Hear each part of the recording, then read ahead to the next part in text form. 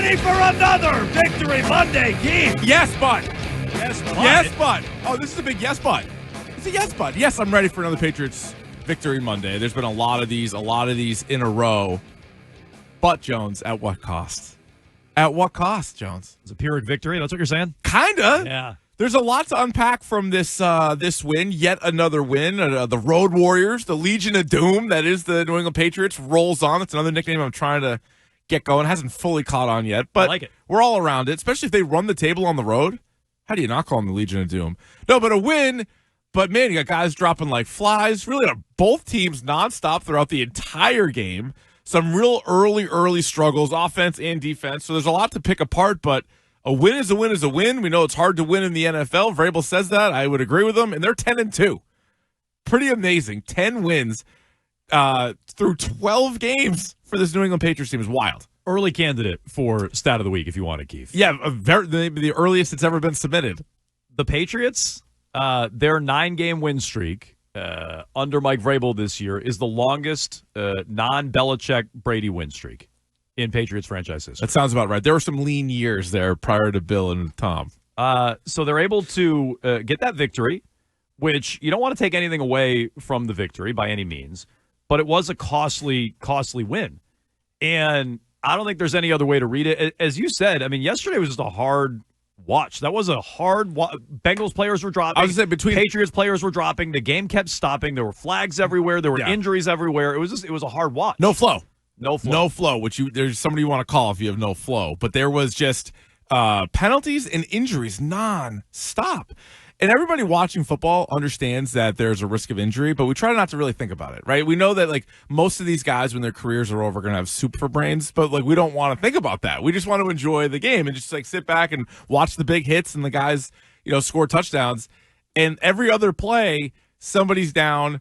They might even be like motionless. You're like, what is this? You're like, what is happening? Cart was getting a workout yesterday. Way too much cart yesterday. And for both teams, having to run out there, then a stoppage and play, then let's cut to commercial and let's come back and getting updates. Oh, this guy's out. This guy's questionable. This guy's got this. So that was a tough go. Just for an entertainment aspect of it, it was just the sheer amount of injuries. And now, obviously, you're going to start to look ahead at how long some of these guys are going to be out for and how that's going to impact the season. So the Patriots are the only 10-win team in the NFL. They've played more games than most. They haven't had their bye week yet. Mm-hmm. So they've played 12 games. They're 10-2, the only 10-win team. The Rams won again last night. The Broncos were idle. Those are 9-win teams.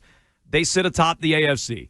They've won 9 in a row. Whew. As Keefe said, they don't lose on the road. It's the longest non-Brady Belichick win streak in franchise history. It surpasses Bill Parcells and the 94 Patriots, who won 8 in a row. So this is what they're doing. This is how they're playing.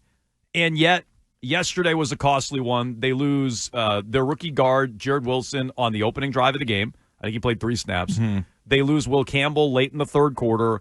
Both are carted off. You have to watch Ben Brown and Vidarian on the left side. And you have to wonder, can they tiptoe through what sounds like a stretch without Will Campbell? I haven't seen many updates yet on Jared Wilson, so I don't know if that one's officially ruled out right away, too. I don't know if that one's more ominous or not. But we'll continue to monitor updates here. Vrabel was on with Greg this morning, basically said, it's not a career ender for Will Campbell, which I thought was promising. Right? Yeah, okay, that's good. He also was very snippy after the game, which we'll get to. But you could talk about the Patriots all day long here on Jones and Keefe. It is a Patriots Monday. It's a Victory Monday, as those tend to be these days. 617-779-7937. That's also your text line. You can interact Twitter and Instagram at Jones and Keefe. You can watch along and chat. Twitch.tv/Boston WEEI. Always, and I mean always, a healthy chat on Twitch. Do the same on YouTube. You can watch there. You can chat there. Just subscribe to WEEI. We already have an update this morning from Ian Rappaport on Will Campbell. Lost late in the third quarter for what people were fearing initially was an ACL injury. Some of the reporting out there is MCL strain, and this is Rap Sheet. And for the Patriots, they had another potential significant situation. This time, Will Campbell, their left tackle, their first-round pick, one of their best players, is believed to have suffered an MCL sprain in his knee. Mike Vrabel just went on local radio and said he believes that Will Campbell is going to miss more than 1 or 2 games. My understanding is he is an injured reserve candidate. He's going to have an MRI today. More information coming. The hope The hope is that this is something that he can return for later in the season, potentially for the playoffs. But all that information is not here yet, so we'll be waiting throughout the day. Okay. Waiting on the MRI. Oof. Sounds like he could be back later on this year, hopefully for the playoffs. Vrabel said it won't be Monday. Bye week's the week after that. So if they get him back at all, obviously that would be great for the Patriots, and you would avoid a worst-case scenario. I want to highlight something you tweeted yesterday, Keefe, that would be all-encompassing for the game and the O-line. At Keefe21 on Twitter. Good Twitter follow there. Tip to tail, one of the best. Yeah. Tip to tail, worst game since week 1, which was when they somehow lost to the Raiders. Yeah. But a win is a win. Hoping the whole O-line isn't out for the year. That's your Pepsi key takeaway, brought to you by Pepsi, the official soft drink of the New England Patriots. Explain yourself, Keefe. They survived. Yep. They get the win. It was ugly. Hopefully the O-line isn't a mess. Explain. So, yeah, I mean, a win is right. I mean, they win by 6 points, and there's some kind of, tense moments there in the fourth quarter against a bad team, that didn't have their best wide receiver, didn't have their quarterback, despite all that discussion. Oh, by the way, I think we kind of were all over that, the Joe Burrow stuff. But they didn't have those guys. That is true. We kind of sniffed that out. Yeah, I mean, and everyone's like, you guys are morons. Literally everyone's saying Burrow's playing, but you guys. Good job by us waiting 10 minutes into the show to congratulate ourselves for that. Couldn't wait much longer. We were two of the only. Yeah. Who were saying when he first came back to practice, we're like, he's not playing. They have a game on Thursday. No. And all the reporting yesterday is, oh, by the way, they play on Thanksgiving. Yeah. It's a short week. It's like, I mean, the schedule is right there for all of you the whole time. It's all right. Yeah. It's fine. No, but this was a much more of a grind of a game, and I went back to week 1 as maybe the worst it felt on both sides. Some people were like, well, what about the Steeler game? Yeah, I don't know if the Steeler game was as bad defensively as this one was for stretches. I mean, Chase Brown was running all over him. The offense really let down Pittsburgh. If you want to, let down the defense in the Pittsburgh game. But either way, it's semantics. It's been a while. During this win streak, they've looked a lot better on both sides of the ball than they did yesterday. And then obviously the offensive line thing is what stands out, because you're like, all right, a win is a win, but are you better going forward? Can you kind of like learn from this one?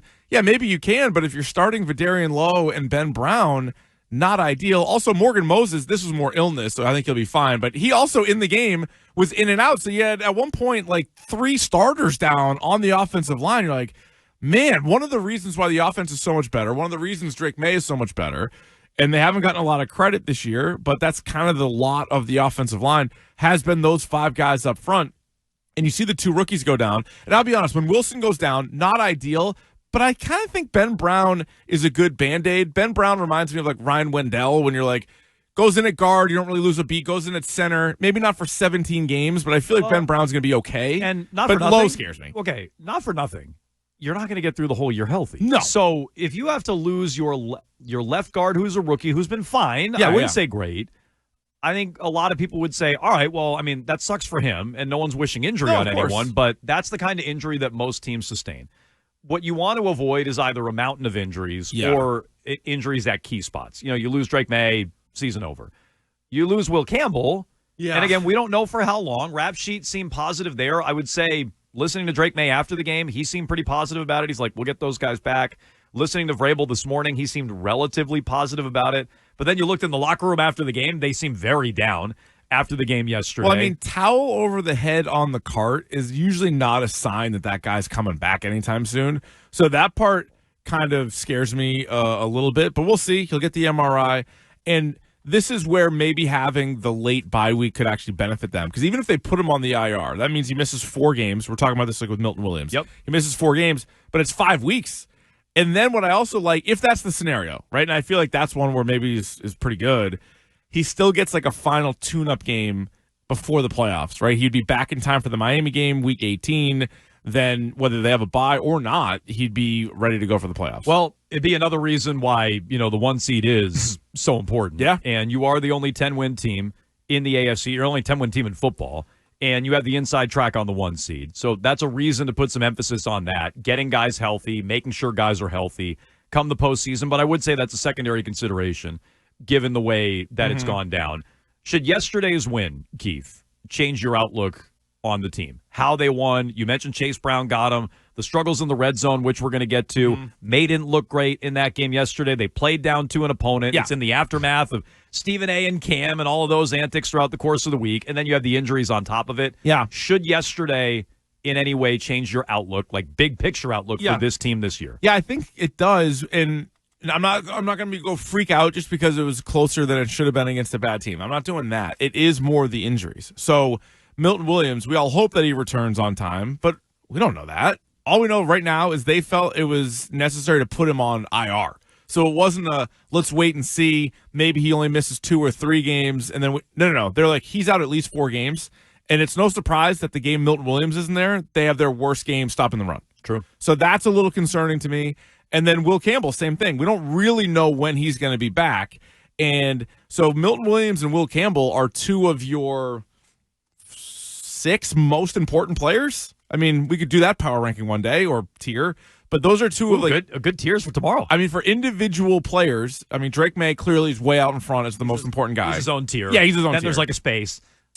Yeah. Then it's like Vrabel, and then there's another space. No. But like that position was so important for Will Campbell, and then the way Milton Williams has played this year, and then it just makes Barmore even better. And like you just saw it firsthand yesterday. So yeah, it's not because they squeaked by. If they squeaked by, and Will Campbell and Jared Wilson were healthy, I'd be like, all right, I feel kind of the same. Wasn't ideal. It's the injuries that are kind of freaking me out a little bit. And no, I agree. How could it not change your outlook? It sounds like the early reporting on Will Campbell is he could be back for the playoffs. But between that and Milton Williams, and to a lesser degree, Jared Wilson, let's throw Tonga in there too, who left, came back, then left again. I'm not going to include Schooler on it, but if you want to, go for it. Like, no, they're dropping like flies. I don't know how that couldn't change your outlook in some way until we know Will Campbell's back and healthy. And I don't even think that's just about Will Campbell, by the way. It's about his replacement. It's not just how Will Campbell was playing. It's now we have to watch Vidarian Lowe protect the blind side of your franchise quarterback. And it was not good. So to me, it's not just you're going to another replacement level player, which I think Ben Brown is. Yeah. No offense to Vidarian Lowe. We've seen it. He ain't big drop off. He ain't replacement level. No. He's something below that, significantly below that. So you can talk about it. 617-779-7937. How impactful are the injuries? Are they changing your outlook on the team? And what'd you think of the effort yesterday? Again, 617-779-7937. By the way, this is Mike Vrabel in the immediate aftermath. After the game yesterday, he came in a little hot. We're fancy. What you got, Nicole? Any update on Will and just how much? I don't have an update on anybody right now, unfortunately. I appreciate you guys all talking about the injuries this week, so thanks. Mike, how much of a battle was this? It was. Mentally from start to finish? That's what happens in this league. You need everybody, and you go through the season, you go on the road, and it's tough, and nobody wants to talk about numbers and records. That doesn't mean Thanks. Wow. Doesn't mean anything, talking about the records and the numbers. But so did people jinx it by talking about injuries? Well, that's what he claims. Yeah, thanks a lot, guys, for asking me about this on Friday. Like, I guess they he's asked just, you guys jinxed Milt. We did not. Well, that was Let the record show. We did not. That was just Keefe. But yeah. No, why did you say, hey, have you ever had a high ankle sprain? Have you ever broken a bone? Yeah, I wonder if something's broken. And he in said there. no. He did say no. No, but anyway, that was just Keefe. Don't let me in with that. But I guess they were asking him on Friday, and it's certainly come up throughout the course of the year how healthy they've been, especially in the aftermath of Milton Williams. So now that's everybody's fault, Mike. Like what an odd baby. Honestly, no, I know. What an odd baby answer that was. It is strange. Also, they haven't been injury free. I mean, Ramondre just came back. Kayshon Boutte just came back. So one of your top receivers, one of your top running backs have missed games. And so Milton Williams is on the IR, and they started talking about that after that fact. So, yeah, maybe they're a little bit in a better spot than some other teams, like, the Cincinnati Bengals who you're playing. But other teams have dealt with similar injuries, they've dealt with similar ones to other teams. So I don't think it's like that much of an outlier. And if your worst injuries are Boutte and Stevenson were gone for a couple of games, Milton Williams is back for the last couple of regular season games, and Will Campbell's back for the playoffs, that really, all things considered, is not that bad. But Gonzo missed 3 games at the beginning, so it's not like they're on this historic streak of nobody's hurt. They've had guys out. No, they have. And so Vrabel lashed out. The locker room was down yesterday. You'll hear that coming up later on. But it seems like the vibes on at least Will Campbell are better today. The report from me and Rappaport that we played off the top, never mind Vrabel this morning, seemed in better spirits with Greg than certainly lashing out at the media yesterday, where, again, just what an odd, out-of-nowhere baby. Like, let's let's blame the media You guys for jinxed the it. injuries that started piling up yesterday. So he must be superstitious, or at least a little stitious. He sounds quite a bit stitious based on that. You can jump in 617-779-7937. Victory Monday, Patriots Monday here on Jones and Keefe. We'll talk to a tight end who had a career day yesterday. Monster game for our guy. Hunter Henry. He'll join us later on in the program. Christian Ellis played yesterday for the first time in a bit. He'll be back on a Patriots Monday as well. Plus, we have what happened from an eventful Week 12 in the NFL at 11:30. A reminder, Football Talk on WEEI presented by Paramount Plus. You can't count on much these days, but you can always count on Sundays with the NFL on CBS and Paramount Plus. Watch your local game live every Sunday, all season long. Just visit ParamountPlus.com/NFL to get started today. We'll get to your thoughts on the injuries, the outlook on the Patriots. I think you have to downshift them just a little bit based on the way they played and some of those injuries that piled up yesterday. And a growing annoyance. It had been highlighted going into this week. It was even worse on Sunday against a bad Bengals defense. What's up with the Patriots and their struggles in the red zone, down at the goal line? We'll get to that right after Trending with Billy.